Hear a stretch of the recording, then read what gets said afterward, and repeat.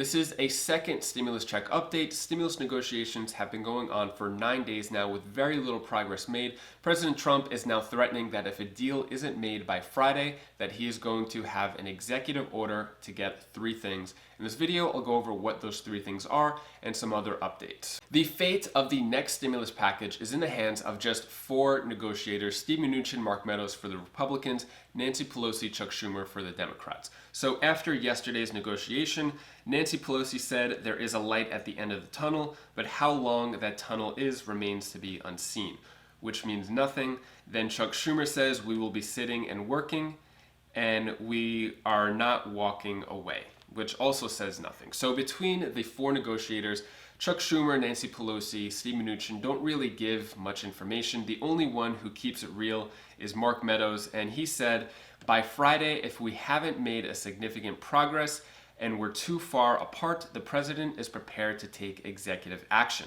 So what executive action is this? President Trump said, a lot of people are going to be evicted, but I'm going to stop it because I'll do it myself if I have to.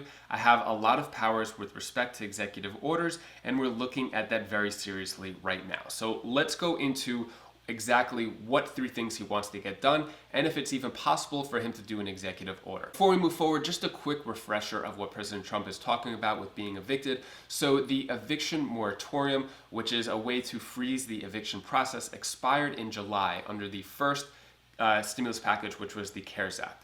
Now that it's expired, there are millions of Americans, over 30 million Americans, who are on the verge of being evicted. So now let's go into the 3 things that President Trump wants an executive order on to get done. So first is federal unemployment enhancement. So he wants to make it a $400 per week enhancement.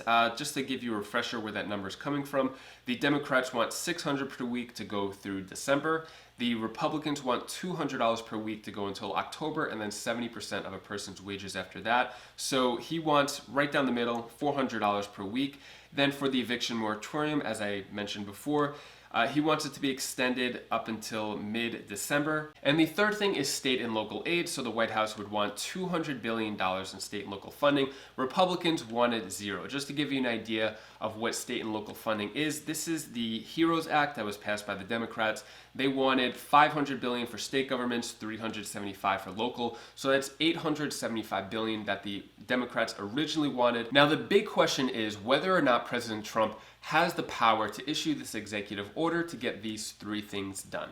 Lawmakers are still unsure whether or not he has this power. President Trump said that he's going to do the research to see if it could be done. Now, this is saying that he's going to do an executive order without even knowing if he could do an executive order yet. So once again, he's getting the people's hopes up, saying, yes, we're going to get this done. The people who are on the brink of eviction are happy because they think the president is going to save them, or people who want that unemployment assistance where it ran out back in July, they're thinking that they're going to get it again through President Trump. But at this point, we don't know if President Trump can actually do this. So let me know what you think down in the comments below. Was this a mistake by President Trump to say it without knowing if he could do it or not? If he actually does do this executive order, will this redeem himself from when he about the higher stimulus checks? Let me know what you think about this down in the comments below. Also, is him just saying it enough for people to like him, to want to vote for him again without actually doing it? Let me know what you think. While the stimulus negotiations continue, everybody is still on edge. So Susan Collins, a Republican senator from Maine, says if we can't get this done in the midst of a persistent pandemic, then we have failed the American people, and I'm optimistic that we will be able to get it done. Senator John Cornyn says, how do you think it looks for us back home when this is unresolved? This is the most important thing we need to be doing. Before, there was a big deadline for this stimulus negotiation to end on Friday because the Senate was going on vacation and the House is already on vacation. But both the House and the Senate agreed to not take their well-deserved taxpayer-funded vacation.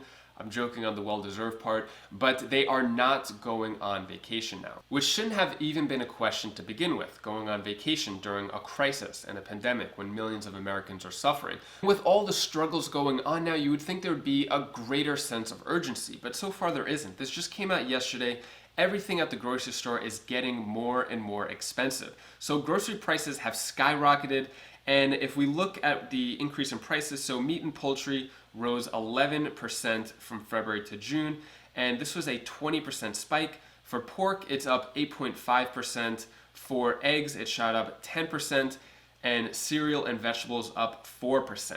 So food prices are going up, jobs are going down. And the part that really makes people upset is that corporations are getting billions and billions of dollars in free handouts and bailout money, but yet the American people are struggling just to get an extra $100 or $200. Interesting fact here is, according to JP Morgan Chase, they found that for every dollar in jobless benefits, unemployed spent 73 cents immediately. That means they spent 73% of whatever money they were getting on unemployment on important things: medication, food, rent, bills, whatever was meant to survive. They were spending that money immediately. And there is so much uncertainty going on, economist predictions keep failing. So the economists are predicting that there will be a 20% increase in the third quarter for GDP, thinking that the economy will increase. But they also predicted that there would be an increase in jobs by 1.2 million in July.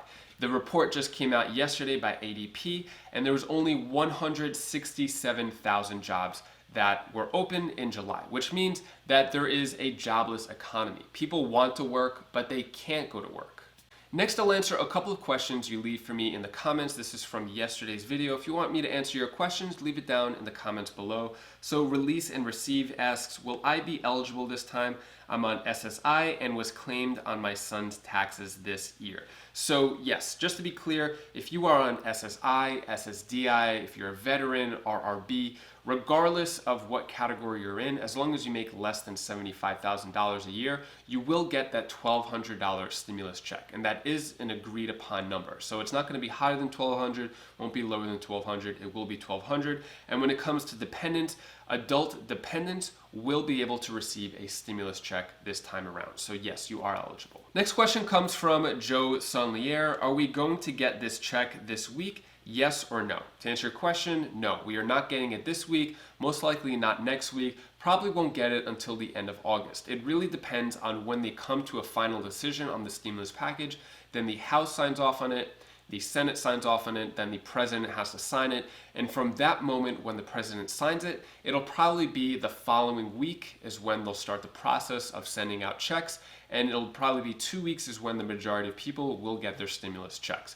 This is according to Steve Mnuchin when he said that he could get out 50 million checks after a week of the deal being signed. And if you're in debt and looking for the best way to get out of debt, I have this video right here. It's 7 steps of how to go from debt to building wealth. I highly recommend clicking that video. It's on my second channel, Wise Sense, which teaches wise money tips for a wealthy future. If you want more second stimulus check updates, you could click this playlist down over here, and I'll see you in the next video. Take care, be safe. Thank you for watching.